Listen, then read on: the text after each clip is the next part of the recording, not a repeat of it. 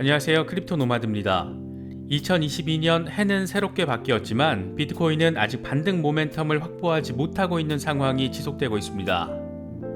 비트코인이 언제 어느 방향으로 향할지 그 누구도 예단할 수는 없겠지만 시장 전반의 흐름에 영향을 미칠 변수와 이벤트들이 1월에도 예정되어 있기 때문에 이 부분들에 대해서도 체크를 하면서 대응할 필요가 있어 보입니다. 12월 초와 비교했을 때 외부적인 환경에서 가장 큰 차이점은 오미크론 변이가 심화하면서 경제지표에 악영향을 줄 가능성이 높다라는 점과 이에 따른 거시경제 정책의 방향성에 변수로도 작용할 수 있다는 점입니다. 1월의 크립토 마켓은 물론 투자 시장 전반에 영향을 미칠 수 있는 가장 큰 일정은 단연 미국 연준의 1월 FOMC 회의입니다. 과연 테이퍼링을 가속화하고 기준금리를 3번에 걸쳐서 인상하겠다는 12월의 예고 내용을 그대로 유지할지가 관심인데 어쩌면 정책 방향성이 뒤집힐 수도 있을 거라는 전망이 나오고 있는 것은 오미크론의 영향력이 지난 한 달 동안 꽤나 큰 파급력을 미쳤기 때문일 겁니다. 이번 FOMC 회의는 1월 25일부터 이틀 동안 진행됩니다. 1월 FOMC 회의 정책 결정에 가장 큰 변수가 될 수 있는 지표 가운데 하나는 단연 실업률입니다. 11월 실업률이 코로나 이전 수준으로 회복한 모습을 보이면서 연준이 경기 회복에 자신감을 보였던 건데 오미크론 여파로 인해서 다시 실업률이 증가할 가능성이 제기된다는 점에서 연준의 정책 방향의 가늠자가 될 수도 있습니다. 12월 실업률은 1월 7일에 공개됩니다. 이런 가운데 일론 머스크가 또 무슨 꿍꿍이인지 이번에는 올해 봄이나 여름에 경기 침체가 올 거라고 트위터를 통해서 밝혔습니다. 많은 유니콘 기업이 사라질 정도로 극심한 침체가 발생할 거라는 전망인데 밑도 끝도 없이 왜 이런 얘기를 하는지 모르겠지만 그의 말처럼 된다면 어쩌면 인플레이션과 더불어서 암호화폐 시장에 대한 관심도는 더 높아질 수도 있는 그런 시기가 다가오는지도 모르겠습니다. 연준이 양적 완화 기조를 강조할 시기에는 FOMC 회의 일정이 다가오면 돈 복사의 날이 다가온다 이런 표현 쉽게 접할 수 있을 정도로 미국의 거시경제 정책의 방향성은 투자시장 전체에 큰 영향을 미치곤 합니다. 지금의 상황에서 어떤 요인들이 어떤 방식으로 미국의 거시경제 정책에 영향을 미칠지는 그래서 투자자라면 꼭 숙지해야 될 이슈라는 점 강조드립니다. 본격적인 시작에 앞서서 좋아요와 구독 또 알림 설정 꼭 부탁드리겠습니다. 영상 제작에 아주 큰 도움 된다는 말씀 함께 드립니다. 그럼 시작하겠습니다. 비트코인은 47,000달러 수준에서 오르내리면서 아직 명확한 방향성 없이 횡보 상황이 지속되고 있습니다. 단기적인 중요 지지선은 45,000달러 부근 또 저항선은 49,000달러 부근이 지목된 상태입니다. 공포 탐욕 지수는 하루 전보다 7포인트 빠진 21을 기록하면서 공포 단계가 극단적인 공포 단계로 악화됐습니다. 비트코인이 큰 폭의 박스권 횡보를 보이면서 투자 심리 역시 더 악화된 모습을 확인할 수 있습니다. 비트코인 도미넌스는 여전히 40%대 초반에서 자리하고 있는 그런 상태입니다. 2022년에 비트코인이 10만 달러에 도달할 거라는 점은 여러 미디어들이 거의 공통적으로 전망하고 있는 부분입니다. 지금 지지부진한 흐름만 놓고 보면 과연 가능할까? 이런 의문이나 회의감을 갖기에도 충분할 것 같긴 한데 일단 1월에 의미 있는 수준의 변동성이 발생할 수 있는 일정들이 줄줄이 예고되어 있는 상태입니다. 먼저 체크해야 되는 일정은 1월 7일입니다. 이날은 미국 고용지수와 실업률이 발표되는 날이기 때문인데 경기 회복 상황을 보여주는 가늠자가 될 수 있기 때문에 미국의 거시경제 정책에 직접적인 영향을 미칠 수 있습니다. 먼저 중요한 포인트 가운데 하나는 비농업 고용지수입니다. 비농업 고용지수는 농축산업을 제외한 고용인구의 변화를 측정하는데 일자리 창출은 경제활동의 대부분을 차지하는 소비 지출의 가장 중요한 지표라고 할 수 있습니다. 이 수치가 예상치보다 높을 경우에는 미국 달러화의 가치가 긍정적이라는 의미로 또 낮을 경우에는 부정적이라는 의미로 해석됩니다. 지난 12월 초에 공개된 11월 비농업 고용 건수는 21만 건이었는데 시장의 예상치였던 57만 3천 명의 절반 이하로 나타났습니다. 다음으로는 실업률입니다. 11월의 실업률은 4.2%로 전달과 비교했을 때 0.4%포인트 낮아졌습니다. 코로나 확산 이후 처음으로 미국 의회 예상국이 추정한 자연 실업률 아래로 하락했습니다. 고용 회복은 경제의 긍정적인 신호입니다. 인플레이션이 심화하는 상황에서 고용 상태가 좋아지면 연준은 지난달 밝힌 것처럼 긴축 정책에 속도를 내겠다는 계획을 그대로 추진할 가능성이 높습니다. 다만 그 사이 오미크론 변이가 등장해서 경제 전반에 직격탄을 날리고 있는 상황이기 때문에 고용 상황에 얼마나 변화가 생겼을지 주목되고 있습니다. 고용 상황이 예상보다 더 좋아졌다면 연준은 지난달 밝힌 것처럼 테이퍼링을 가속화하고 올해 기준금리를 3번 인상하겠다라는 계획을 좀 더 구체화할 가능성이 높습니다. 이럴 경우에는 긴축 전환이 속도감 있게 진행된다라고 볼 수 있고 투자시장 전반에는 단기적인 악재로 작용할 가능성도 존재합니다. 반면 코로나 오미크론 변이로 인한 고용 상황 악화가 숫자로 확인될 경우에 그 반대 상황으로도 이어질 수 있습니다. 코로나 이슈가 다시 재부각되면서 연준의 긴축 정책에 제동을 걸 수 있고 상황의 심각성에 따라서 다시 양적 완화로 정책 방향성이 바뀔 가능성도 생각해 볼 수 있습니다. 이런 전반적인 분위기를 1월 7일에 확인할 수 있는 것이고 이를 통해 시장에서는 연준의 정책 방향에 대한 전망을 쏟아낼 것으로 예상할 수 있습니다. 그때부터 관심사는 1월 25일부터 이틀 동안 예정된 미국 연준 FOMC 회의입니다.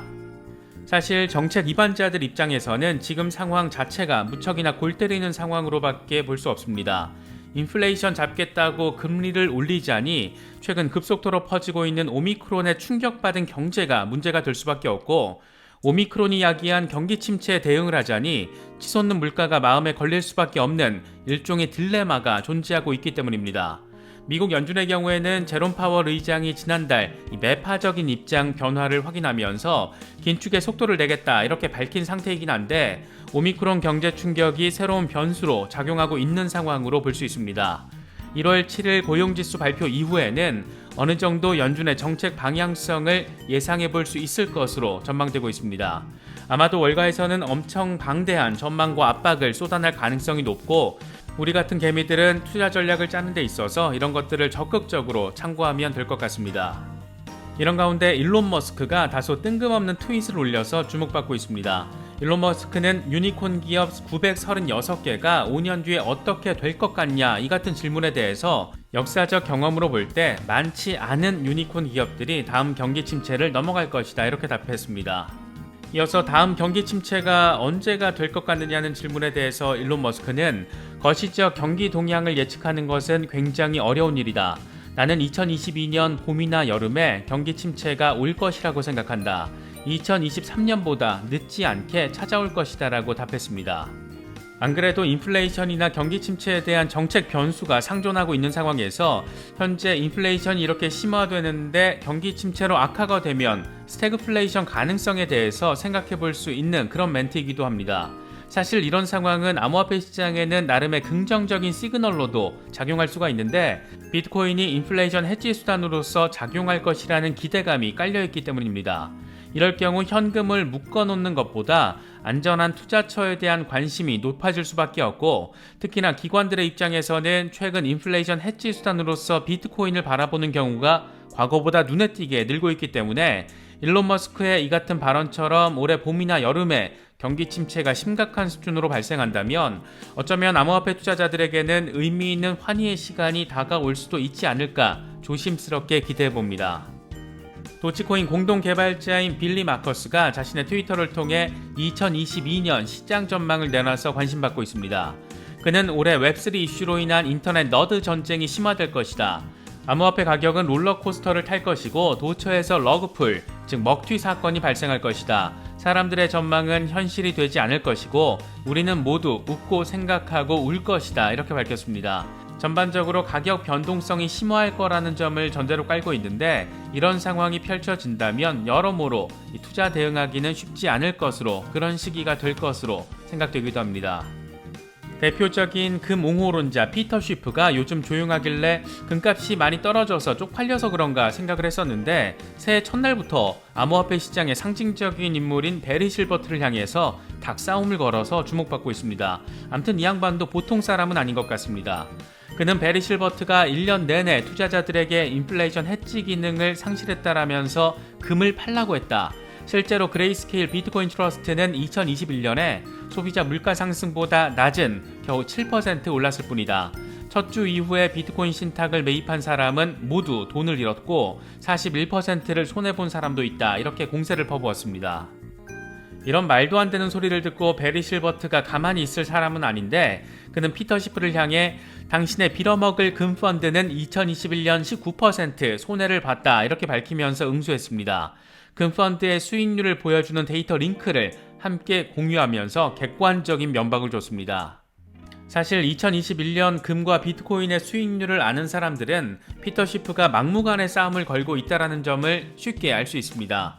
비트코인은 지난 1년 동안 60% 넘게 올랐고 금 수익률은 오히려 마이너스인 것이 데이터로 확인이 됐는데 피터 시프는 가격 동향은 고려하지 않고 가격 하락 시점만 콕 집어서 자신의 입맛에 맞게 해석을 하고 적용을 하고 공격하고 있기 때문입니다.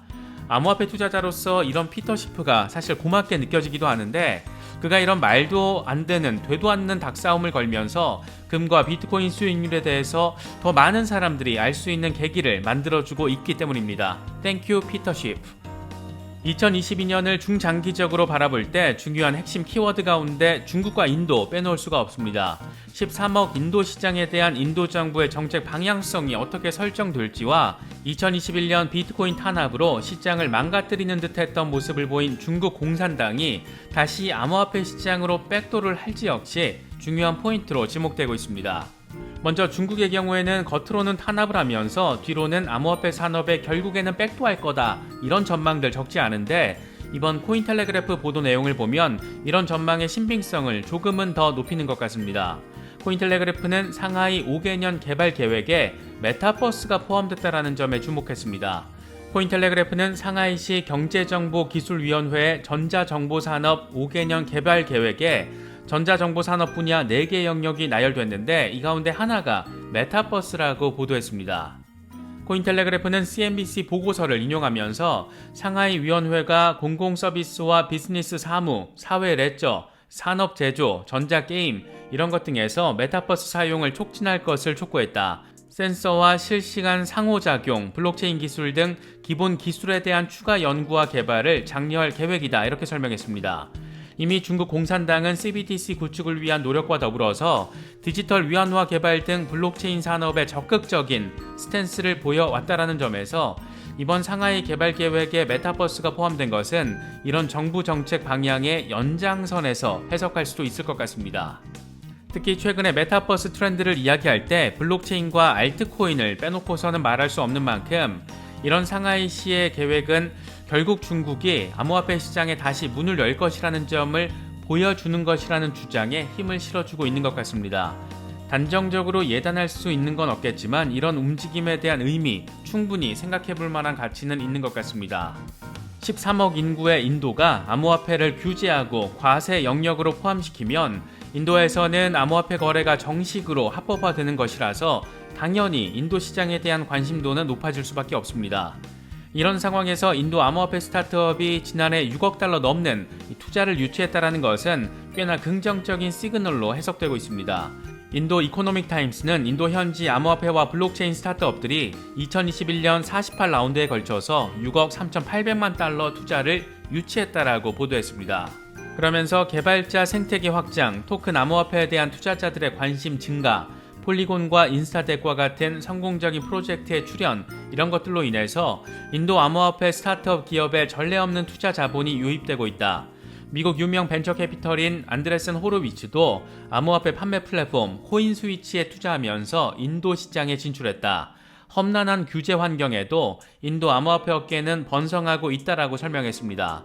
요즘 와지르X에 대한 관심이 꽤 높아진 것을 곳곳에서 느낄 수 있는데 이런 인도 상황을 보면 와지르X 코인이 관심받는 것은 어쩌면 당연한 건지도 모르겠습니다.